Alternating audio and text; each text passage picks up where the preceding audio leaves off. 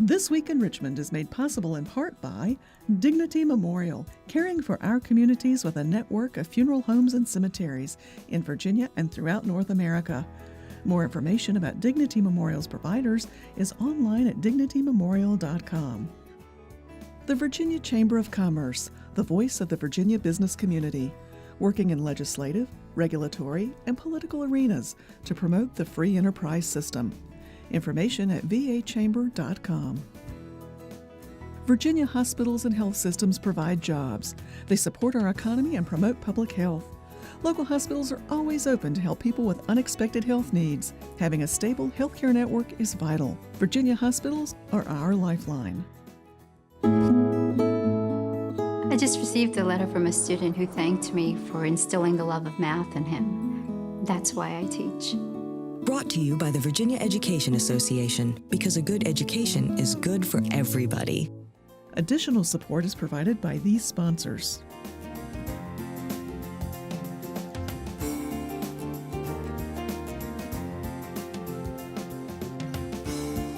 And by the members of Virginia's public television stations. Thank you.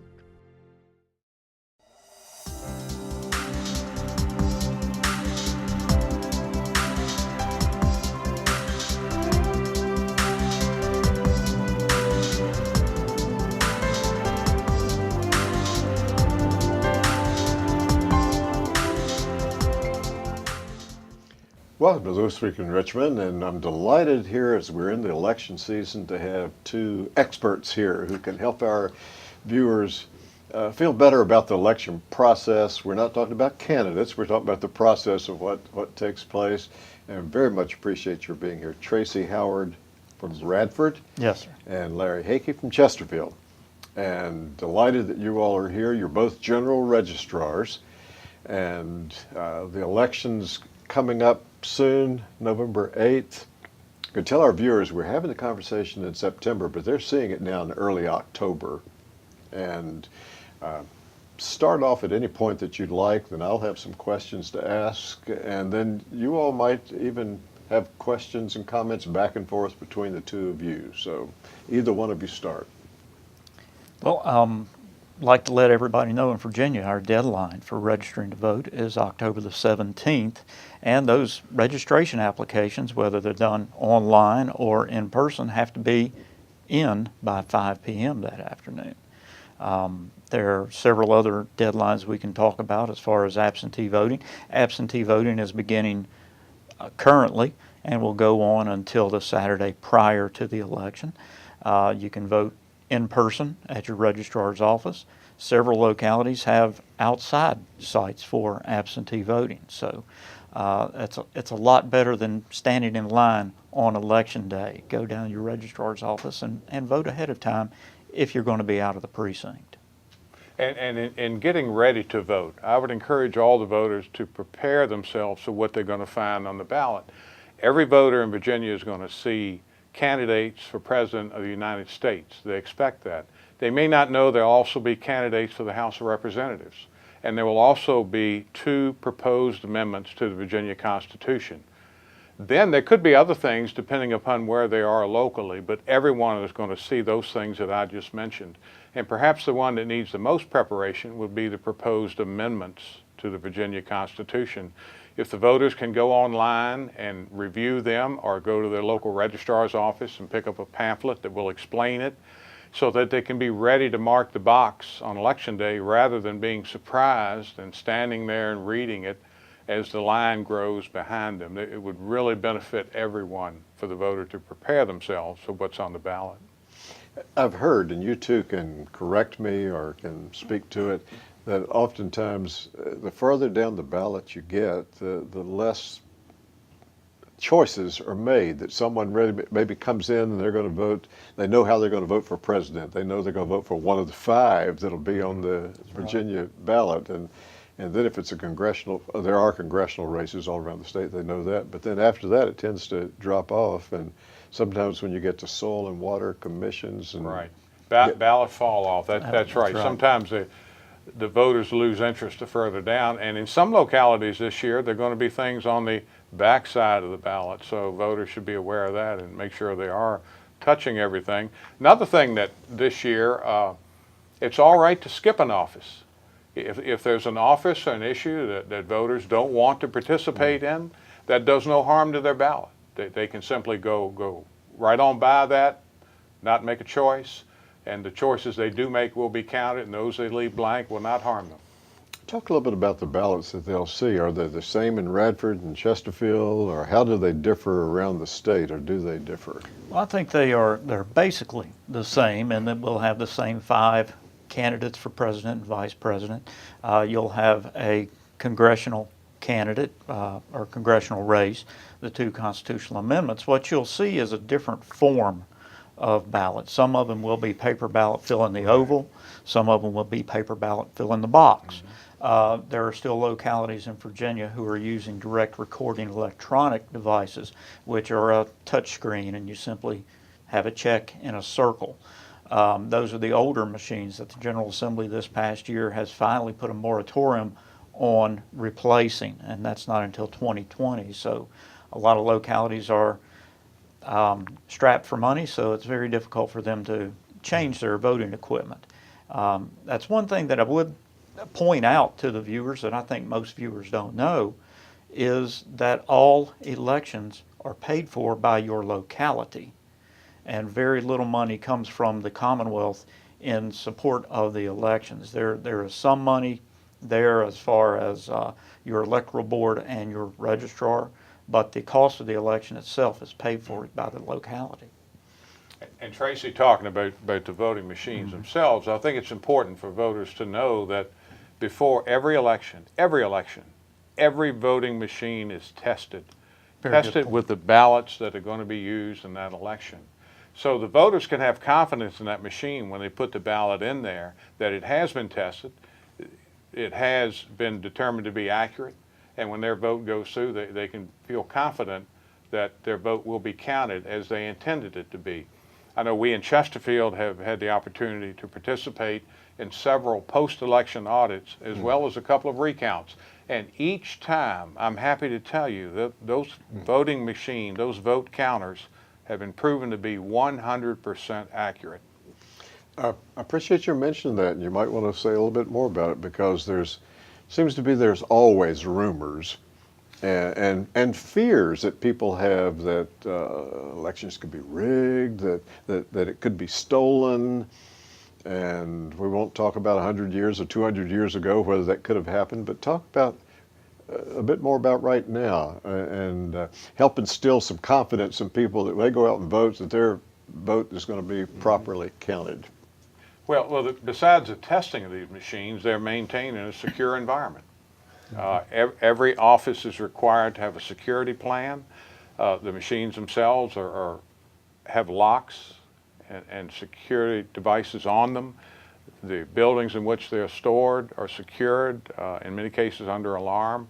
They are not connected to the internet. They're not connected to any external device, That was the point I was going to there's make. no fear of hacking these vote counting machines. That is interesting. So voters can have, in Virginia, particularly in Virginia, because we're very conscious of the security and safety and integrity of the process and the equipment we use to count the votes. Absolutely. And as Larry said, every locality has a security and emergency plan in place. There is a chain of custody in place from the time they leave wherever the secure storage is to the time they get to the electoral board, to the time they get to the officers, to the time the public actually sees those machines for the first time on election day. There's no Wi-Fi involved in it. There's no internet connection. They are simply counting machines. Your average pocket calculator has about the computing power of these counting machines. So there's no worry about the vote being hacked, as it were, on election day. And I'm thinking too that in some of the elections, I don't live in Chesterfield, but live in one of the greater Richmond jurisdictions, that I've voted in person absentee because I knew I was going to be gone on that day. And so those machines have to be maintained for all that time up until the actual election day, because in Henrico County, where I was voting, I had to check my address and everything. and then take me to a certain machine to be in a certain magisterial district, so that it would be in one of the machines, I guess, that ultimately probably would be transported to the actual precinct on that day, or somehow. But again, I was impressed with the fact that those machines were well guarded even for the days leading up to election day. Well guarded and quite robust. You can turn the machine off, bring it back up the next day, and we do that for 45 days prior to any given election, with very oftentimes hundreds, if not thousands, of absentee votes going through during that 45-day period. And most localities have a central absentee precinct, which is just like a precinct where you may have gone to on election day, but it handles all the absentee votes. And there is a misunderstanding about absentee ballots. Some voters seem to think that we don't really count them unless we need to. Appreciate you mentioning that, because I hear that. Right, and I've heard that too. Yes. But the reality is, all those ballots are counted just as every ballot in any of the precincts on election day.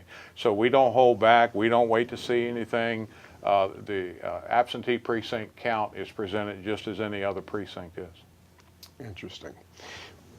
What are some of the biggest challenges that registrars are facing in the Commonwealth? I had an opportunity to sit in on one of your work groups and to do some listening for a short period of time, but you work with your colleagues around the Commonwealth.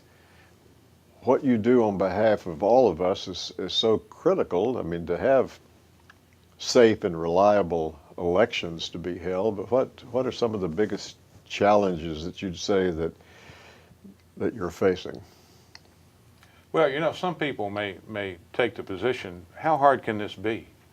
You mark a box, you count them, and that's the end. Well, would it were that simple?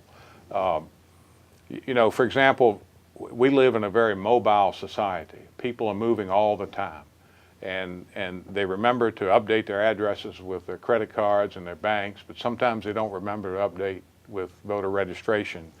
And there are circumstances where they could have moved that would cause them to be eliminated from being eligible to vote in a given scenario. So it's important that voters make sure their current address is indeed where they're registered. And that's easy to do online with the Department of Elections or contacting the local registrar.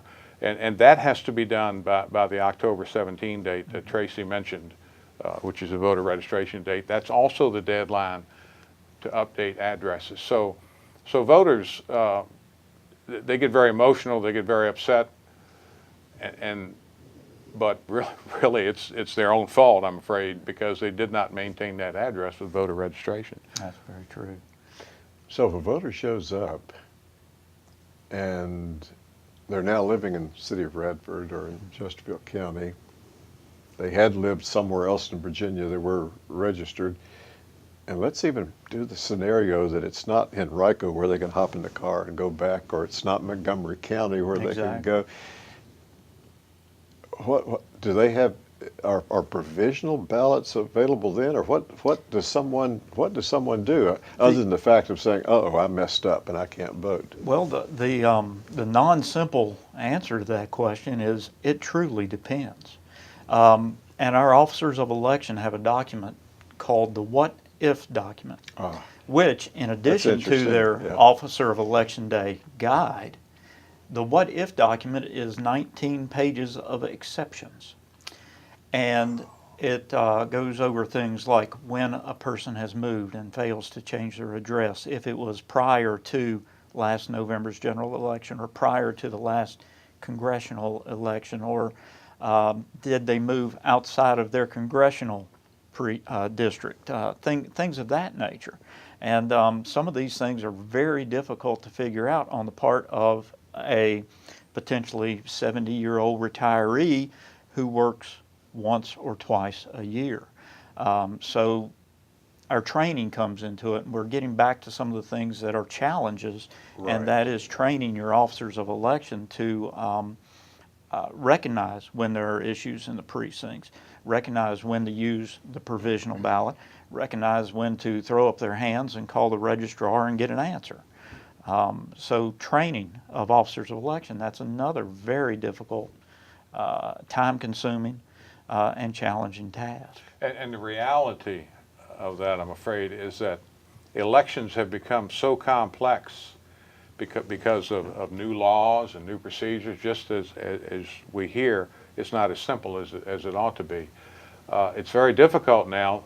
You take these good-hearted citizens that want to perform a civic duty and to train them in all the nuances. Perhaps the best training we give them is our telephone number, you know, where they can call us, we who live this 24/7. And sometimes Tracy and I may talk for several hours trying to figure out what a new law means. And then we've got to convey that to these good-hearted, civic-minded citizens who are there trying to do a service. And that leads me to another thing for voters when they go in and they find themselves faced with one of these complex issues, that's a fellow citizen trying to help them. Yes. At the same time trying to ensure free and fair elections and Right. that the laws are followed and obeyed. I had an occasion recently where I called a voter who had unfortunately run into a couple of unpleasant experiences to tell the voter, the people you're dealing with there are doing what I tell them. Please, if you have an issue, call me. Don't raise it with them. Right. So voters need to understand that we all have laws we have to follow, we have procedures we have to follow. Our goal is to facilitate their exercise of the franchise, but sometimes we run into problems with that. You know, in Virginia, we have electoral boards, but some of our viewers might not know what are the roles and responsibilities of members of electoral boards. That's a lot of what our study group, the General Registrar Electoral Board Study Group, was founded to do, to clearly define some of the roles for the Electoral Board, which is a 3-member board appointed by the circuit courts of the locality based on recommendation from chairman of the Republican and Democratic Party. General Registrar is appointed by the Electoral Board. The General Registrar is the only position in the entire electoral system that does not wear a party label. Everyone from the State Board of Elections on down to officers of election in the precinct are all designated with an R or a D. Tracy and I are apolitical by law. We don't wear party labels.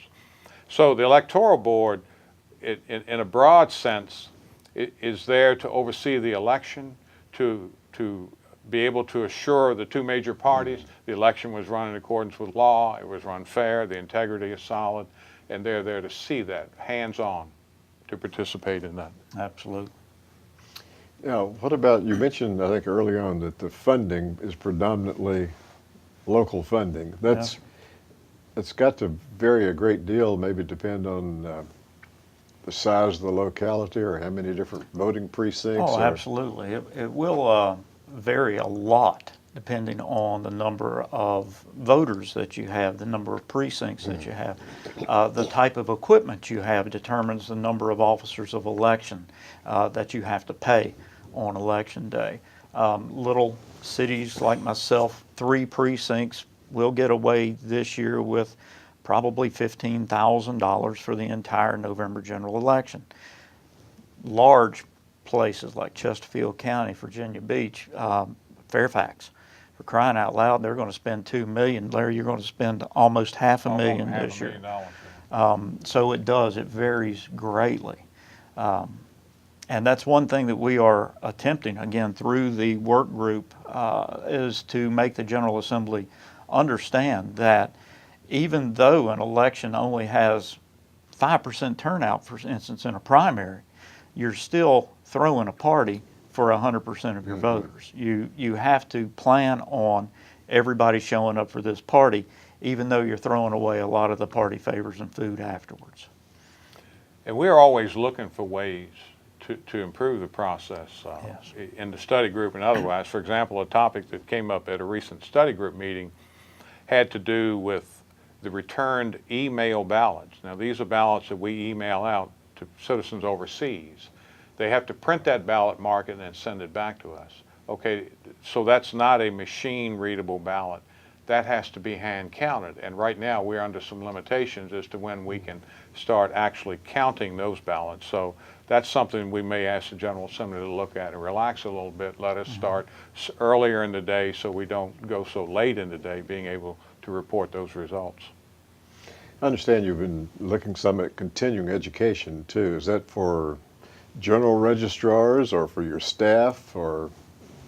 Yes, both accounts. Our continuing education has been ongoing actually now for mid-90s, I suppose is when we started, and looked at it in the light of the commissioners of revenue and the treasurers who all get some sort of supplemental compensation for their continuing education.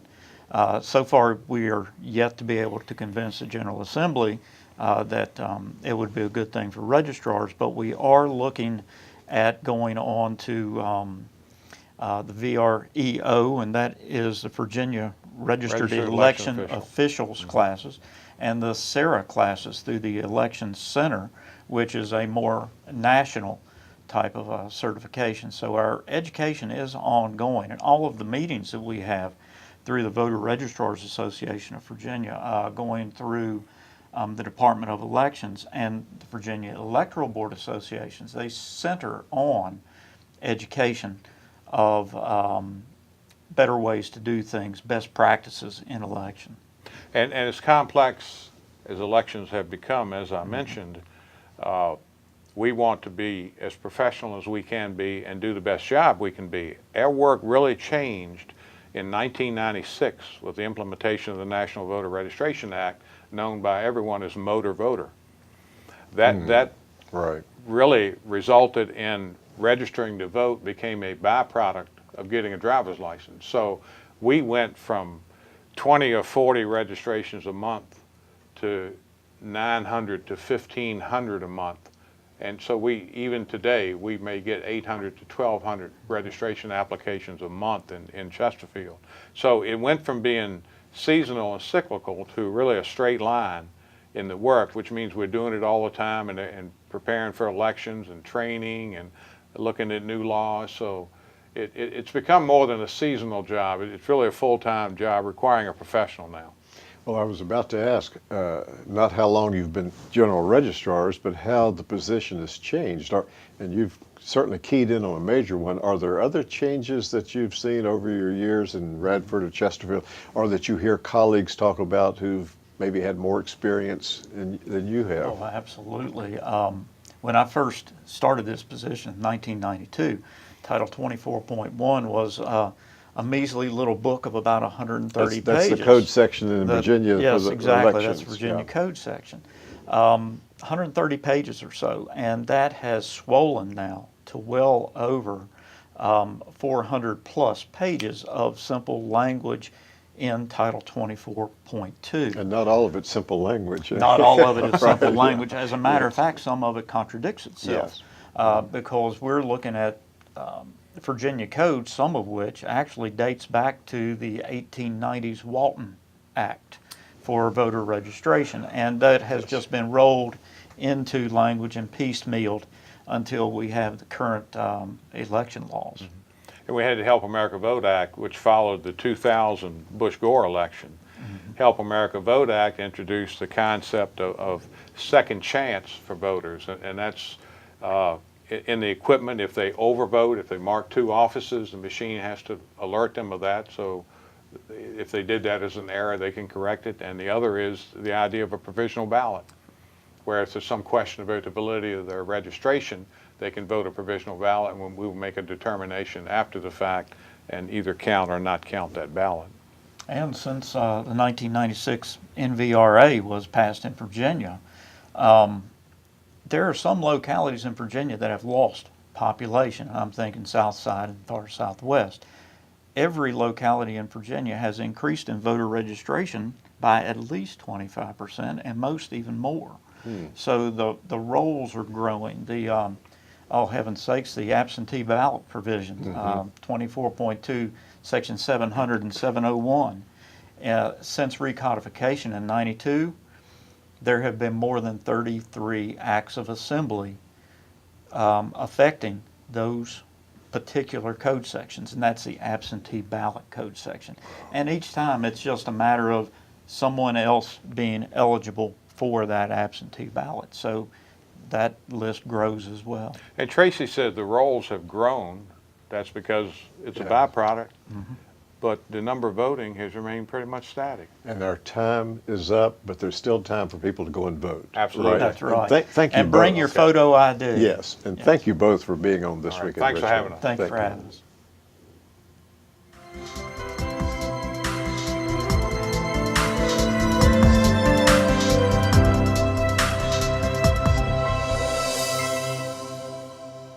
This Week in Richmond is made possible in part by Dignity Memorial, caring for our communities with a network of funeral homes and cemeteries in Virginia and throughout North America. More information about Dignity Memorial's providers is online at dignitymemorial.com. The Virginia Chamber of Commerce, the voice of the Virginia business community. For jobs, the economy, and public health, Virginia Hospitals, our lifeline. The Virginia Education Association, because a good education is good for everybody. Additional support is provided by these sponsors.